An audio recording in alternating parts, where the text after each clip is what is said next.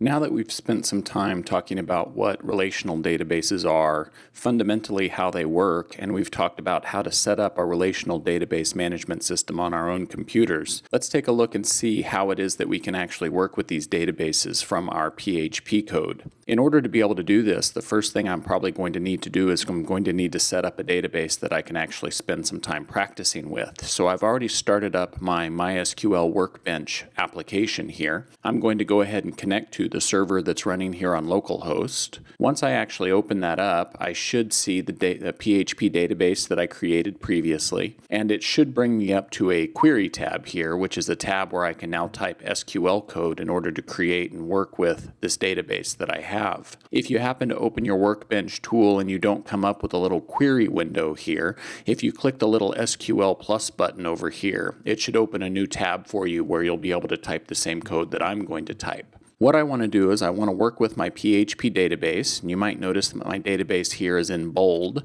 If yours isn't in bold, go ahead and double click on it. That should select that database so it'll understand that any SQL code that we write here is going to affect that particular database. And what I want to do, first of all, is I want to create a table there inside my PHP database that we can then work with. I'm thinking for this example, maybe we'll just create a boxes table, a table where we can store information about boxes, something like we've done previously. So what I'm going to do is I'm going to say create table boxes. I'm going to follow that then with a set of parentheses and a semicolon at the end. The semicolon at the end of SQL statements is traditional, although you'll be able to get away without it in a lot of cases. Here, when I actually go to create my boxes table, I'm going to need to tell it what fields this particular table is going to be made out of. So I'm going to start off by telling it that I want a field called ID, and I want the type of that field to be integer. That particular field, I also don't want to allow it to be null, so I'm going to type not null, and I want the database to take care of auto-incrementing the IDs that are stored in that field. So I'm going to put in auto-increment. There we are. Once I have that in, I'm going to go ahead and put in a comma to separate that field definition from the next. I think the next thing I'll say for my box is that I want to define its width. So I'll say I'm going to have a field called width that's also going to be an integer and cannot be null. I'm going to make a field called height, which is an integer that cannot be null. And finally, I might make a field called color. For color, I'm going to make its type what's called varchar or varchar, variable number of characters. I'll say we'll allow up to 50 characters there, and maybe that one I will allow to be null. So those are the 4 different fields that are going to be a part of my boxes table. So every box I store in my table will be able to have a width, a height, a color, and an ID. In addition to the basic definition of those fields, I'm also going to tell my database that I want the primary key for this table to be the ID. It will then ensure that no 2 boxes ever end up with the same ID. It'll always make sure that every box has a unique ID. Once that's done, once I have that code typed, I can go ahead and click the lightning bolt symbol here, or you can hit Control Enter or Command Enter, depending on whether you're on Windows or on a Mac. When you do that, a field should pop up down towards the bottom, letting you know whether your statement was successful or not. Mine's just a little bit down off the edge of my screen there, so let me pull that up. There it is. The first time I hit it, it tells me that the table was created. Green check mark here means that it executed successfully. Tells me 0 rows were affected, but that's okay because this statement wasn't meant to actually put any rows into the table. I then accidentally hit execute a second time, and that time it came up with a red X, letting me know that that statement didn't work. The problem that second time was that the boxes table already existed from the previous statement that I had executed. So one way or another, I now have my boxes table. As a matter of fact, if I come over to the sidebar, right-click and say refresh all, under the tables section of my PHP database, I can now expand it and see my actual boxes table there, along with under another level being able to see what columns, what fields are actually available there inside that table. So we now have a table that we can actually practice with. To make practicing with that table a little bit more interesting, what if we go ahead and also work with some data in it? Let's start by putting a little bit of data into the table. I'm going to type insert into boxes. What I'm then going to do is inside a set of parentheses, I'm going to tell it what fields I want to fill. Then I'm going to put the word values in another set of parentheses where I'll put the actual values that I want to go into those fields. So I could, for example, say I want to put values into the width, the height, and the color fields. And then in the parentheses after values, I can tell it what values I want to put in. So I'll say I want to put in 50 and 500 and red. The red I put inside quotes because it's a string. The other two numbers are just integers, so I left them as they are. If I then execute that statement, down at the bottom, I get a green check mark letting me know one row is affected, so I did just insert some data into the table. I could actually then go back through and I could modify that. Maybe I'll make a 100 by 100 blue table, or blue box, execute that one. And one more, let's do a 200 by 2000 yellow table. Yellow box. I keep saying table instead of box. I'll execute that one. So at that point, I then have 3 different boxes that have actually been inserted into my table. If I want to actually take a look and make sure that they're really there, I could say select all from boxes. When I execute that, I get another pane here in the Workbench tool that opens up that shows me the actual data that's in that table. So I can see there are 3 records there, 3 rows essentially. I can see all the different pieces of data that I inserted, and I can see the IDs that were assigned directly to them. Now, we could, of course, go on and spend some more time here in the Workbench tool playing with SQL, but of course, SQL isn't especially our purpose in this class. What we want to do is start looking at how we can use PHP to do these same basic things. So let me jump over to my text editor.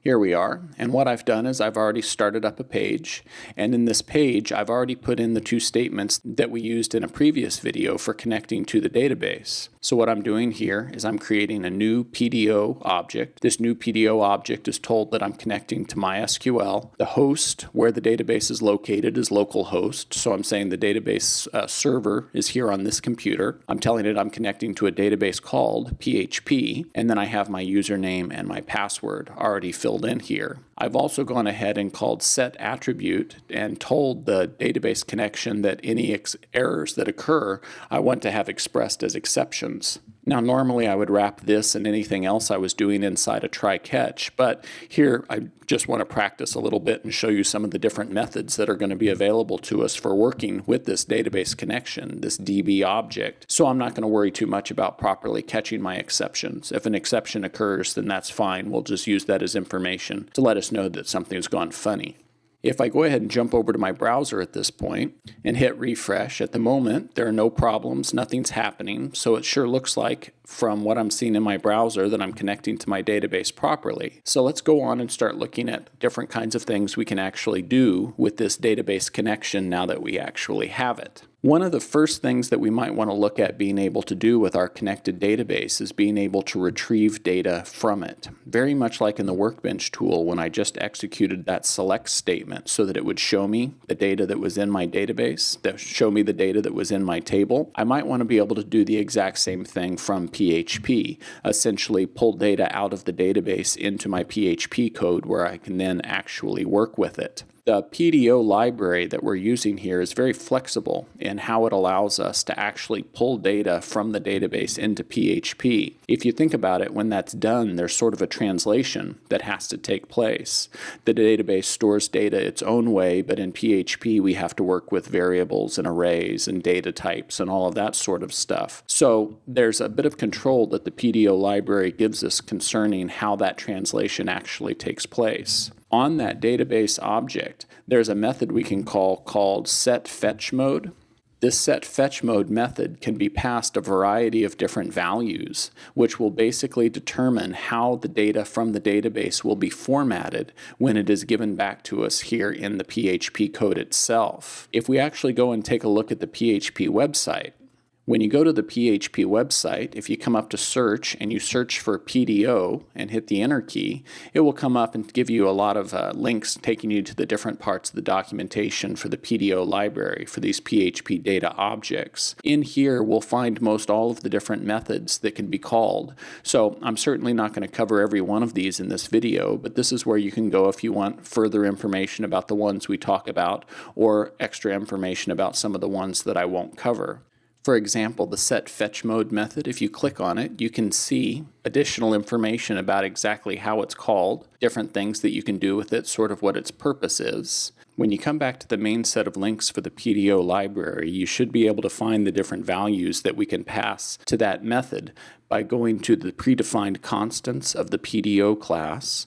And in that list of constants, there's a variety of them that start with the word fetch. PDO fetch lazy, PDO fetch associative, PDO fetch fetch name, for example. There's quite a few different ones in there. Those are all the different things that we can actually pass to that set fetch mode method for the database connection, which will then determine how the data is actually formatted when it's returned to us. Certainly, one of the fetch modes that I tend to use most often is the one called fetch associative. Basically, what it does is it says that whenever we fetch new data from this database connection, that data should be given back to us as an associative array. That associative array would use the name of the database column as the array key and the actual value from that field for that particular key's value. And one of the nice things about that is that it is actually the default, so I don't even need to actually call the set fetch mode method. But looking through the documentation, you'll see that there are lots of other possibilities in there besides fetching as an associative array. So how is it that we then actually go and perform the fetch to get data from the database itself? Well, very much like we did in the Workbench tool, if we want to fetch data from our database connection, what we would need to do is we would need to write a query in order to do it. In order to write a query for fetching data, the database connection object itself, the PDO object, has a special method called query. Here with the query method, what I can do is I can pass it as a string an SQL select statement. So very much like I did from the Workbench, I can say select all from boxes, for example. When I actually call that query method, when that query method executes, what it will then do is it will return to me a set of results. And those results that are returned are still in sort of a pseudo database format. And for me to be able to actually work with those values, I have to extract them from that result set. I can do that by going to the results and from the results calling a method called fetch. Each time I call the fetch method on the results set, what it will do is it will give me back one row of the data that was retrieved when I executed my query. So here when I call fetch, it will give me back a single row, or you might think of it as being a single box, and that fetch is what will actually then be determined, or the format of what's fetched there is what will actually then be determined by the set fetch mode. That's where it will then come back and give me back the data as an associative array. So box there should be an associative array that I can actually use. We could actually try that out if I go ahead and try and produce some output at this point. If I say echo, let's say ID colon, and I'll say from my box array, give me the value of the ID field. And then after that, I will append width colon. And then to that, I will append from my box array the value of the width key. And then since it's just an example, I'll stop there. Let's just say break. If I jump back over to the browser and rerun this page now, this is what actually ends up showing up. It comes back and it tells me ID1 width 50. So what that actually is those two pieces of data about the first box that I put into my database table. If I wanted to access the height, I could do that the same way. Accessing the color, that would again be the exact same thing. What if instead of accessing each one of those values individually for just a single box, what if I wanted to show the data for all of my boxes, for example? Well, what we could potentially do then is maybe from inside a loop, we could call the fetch method multiple times. If we were going to call the fetch method multiple times, we would need to know how many different times to call it. Essentially, how many different rows are there in our results set. In order to find that out, there's a method we can call on the results set called row count, which will tell us how many rows are actually a part of that particular result set. So I could, for example, say echo there are, call the row count method, and then I'll say boxes afterwards with a break. And if I pull that up in the browser, it comes back and tells me there are 3 boxes, which is correct. 3 boxes is how many boxes we created and put into our table.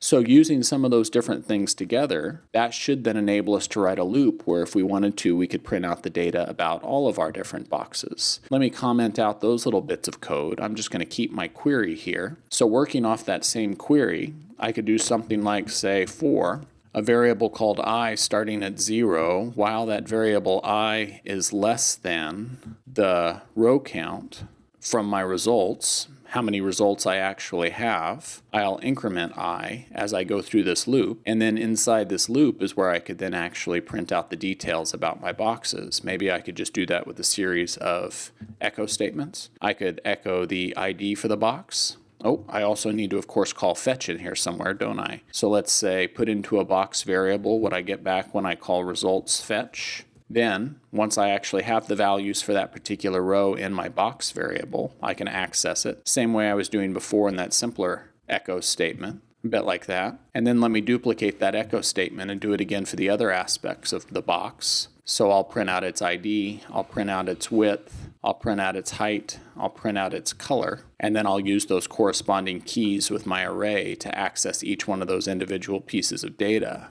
There we are. And if I go in then and run that in my browser, I get all of the data about all of my boxes. Box 1, 5500 red, box 2, 100 by 100 blue, the exact same data that I actually put into my database when I was in the Workbench tool. So being able to use the query method to actually execute a select query gives me back a result set. I can find out how many values there are in that result set by using the row count method, and I can pull out each individual row by using the fetch method. The format that the fetch method returns its data to me in can be changed depending on exactly what your purposes are, but an associative array is the default and typically works pretty well. One other possibility that we could potentially use here is that instead of going through all of the individual results from our result set one at a time, the way we are here, we could pull out all of the results all at once. There's another method that we could use instead of fetch, which is simply fetch all. So I could, for example, make a new array called boxes, and then I could say from my results set, call the fetch all method, and instead of getting back just one of my rows, one of my boxes, the way I was previously when I was calling fetch, fetch all will now give me back all of the boxes. So boxes here should be an array that I can then increment through in order to display the data about all of the boxes. Let's give it a try here. I'll do a for each loop, and I'll say for each of my boxes, taking each one as box. And then inside that loop, what I could do is essentially duplicate those same echo statements that I had done before. And let's see how that works in the browser. Back in the browser, I hit refresh, and I get the exact same thing, the exact same output. Here, though, being able to pull out all the results from the results set at one time, store them all and work with them just as traditional PHP data at that point, I consider to be a little bit easier than what we were doing before. So I think that's a benefit. Instead of extracting data from the database using a select statement like we were up here with query, what if I wanted to be able to work with data in the database in different ways? For example, what if I wanted to be able to insert new data? Well, in some ways, what we would do from PHP for inserting data would be similar, in that the basic fundamental thing we need to do is we need to execute an SQL statement, kind of like we were for the select query. But with something like an insert or an update, that SQL statement itself is going to be much more complicated. Whenever we were in the Workbench tool, for example, and we went to put data into our table for the first time, you remember the insert statement that I wrote was much longer, much more complicated than this little select statement that I've written here. Something else that we need to be extra concerned about, especially here in PHP, is that very often the values that I would want to put into something like an insert statement could potentially be values that were entered by a user, values that were collected from a form that a user had completed, for example. We have to be extremely careful at that point because we are in the territory of a particular vulnerability that's often called an SQL injection attack. The essential problem is, if we give the user a form and the user fills in malicious data written in the correct way into that form, and then we take the data that the user gave us and we parse it into our SQL queries, we could potentially allow a user to be able to damage our database or otherwise violate it in ways that we had not intended. So we must be very, very careful about how we take data and how that data then gets incorporated into things like insert and update statements that we write with SQL through PHP. One of the nice things about this PDO library, though, is that it has some sort of built-in protection to try to help keep us safe from SQL injection attacks. The way it generally works is that when we go to do something like an insert or an update, we do those types of SQL statements differently than we do select statements. With something like a select statement, we use this query method. And the query method essentially wants us to have an SQL statement here that is just a solid string. It should be something that we're not fiddling with, not something that's having extra data parsed into it. On the other hand, when we do insert or update statements, what we're going to do is from our database connection, we are going to use what's called a prepared statement. The actual method that we will call will be a method called prepare. What happens here with this prepare method is we give it essentially sort of the framework for an SQL statement. For example, we might do something like, say, insert into boxes. I'll tell it what fields I want to insert data into. So I'm going to say I want to insert data into width, into height, and into color. And then the actual values that I want to insert would go here inside these parentheses. Instead of doing sort of the traditional PHP string manipulation, the way that we might have done previously, where I could sort of parse in different values that I want included there, what this prepare statement actually allows me to do is to put placeholders here into the SQL statement, which will then be filled in by the PDO library itself. And in doing so, it will take steps to try to make sure that the values that are being filled in are safe, are not values that could potentially lead to a SQL injection attack. Now, there are various different ways that we can actually substitute in the values here. One of the ways that we can do this is by using what are called unnamed placeholders. With unnamed placeholders, what we would do is we would simply put in a question mark everywhere a value is supposed to go. So if I want there to be 3 different values that are going to get filled in here inside the parentheses, I could put in just 3 different question marks. Each one of those question marks in order is going to be a place where I would put a value. There are then different ways that I could then associate real values with those placeholders. What would happen when I call this prepare statement here is it's going to give me back a statement object. I'll call it STMNT, statement, or a shortened version of statement anyway. And then on that statement object, there's a method I can call called bindParam. With this bindParam method, what I would be able to do is tell it what values I want to go into each one of those different places. So I could, for example, say into place number 1, put in some particular width, I suppose. I could say put in a width of 444. I could then do a bind parameter for position 2 where I say take a height of 555 and then bind parameter 3 for the color. I could go on about it that same sort of way. That's really not the way that I tend to prefer though, because it means that as many different values that I'm going to substitute into my SQL, I'm going to need that many of these bind parameter statements, which I find to be just a little bit cumbersome. Another way that this can potentially be done that I like a lot better is that when I'm actually ready to execute this SQL statement, when I'm ready for it to actually be run on the database, what I'm going to do is I'm going to call an execute method. If I've done the bind parameter way of putting the values into those placeholders, I simply call execute, and at that point the SQL statement is executed, it runs. But if I don't want to use the bind parameter statement, what I could do instead is I could actually pass an array to the execute statement. So here I could say pass the values 444, 555, and the color green, for example.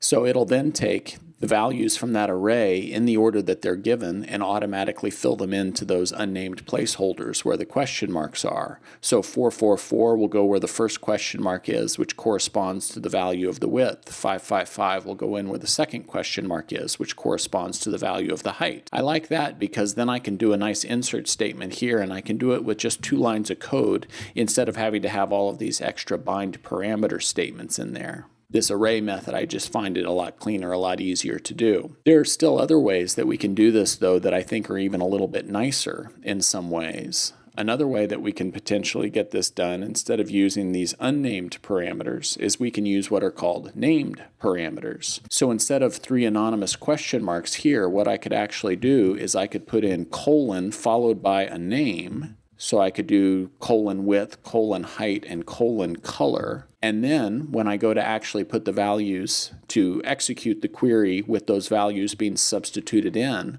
I could again pass an array, and I could do it where I give those same names again as the keys in an associative array. So I could say specifically for the width, use a value of 444. For the height, specifically use a value of 555. And for a color, specifically use the value of green. It is technically a little bit more typing, a little bit longer code to have to write, but it's also, I think, much more readable. The fact that down here in the array we're saying which value goes into which position very specifically. Now you might notice that up here on the placeholders themselves, the placeholders must start with a colon. That's just the syntax of how it works. But down in the array itself, we do not have to put the colon in front of the actual array key, although you can if you'd like. It actually will work just fine if you do put the colon there. So with this written, what's going to happen now is every time I access my page, it's going to prepare a statement, basically build a statement inside the database itself, this insert statement. Then when I say to actually run that statement, it's going to accept the values that I've passed it, substitute those values into the statement, and run it that way. So now every time I execute my page, we should end up getting a new color that's created, which means down below here, when I then do my query and fetch all of the values, we should see a steady stream of new boxes being created. Let's jump over to the browser and see if that works. Back in the browser, I'm going to go ahead and hit refresh. And a new box has appeared that has those new values, ID 4. If I hit refresh again, the insert statement executes again with that new execution. And there we go, another box is being created with ID 5. So every time I run this page, that insert now executes and I end up getting a new box created with those values. Those values, of course, could come from anywhere. These values don't have to, and certainly normally wouldn't be hard-coded into the program like this. Instead, usually these values that I'm substituting in would be values that I've collected from a form or read from a file or gotten from some other source. So that's the basic way that we typically prepare statements. That's the way we usually put together things like insert statements and update statements. So that all seems to work pretty well. One extra little bit that goes along with that is that whenever we do execute an insert statement like we're doing here, the statement object itself is always ready to come back and tell us the ID number of the last object that was just added.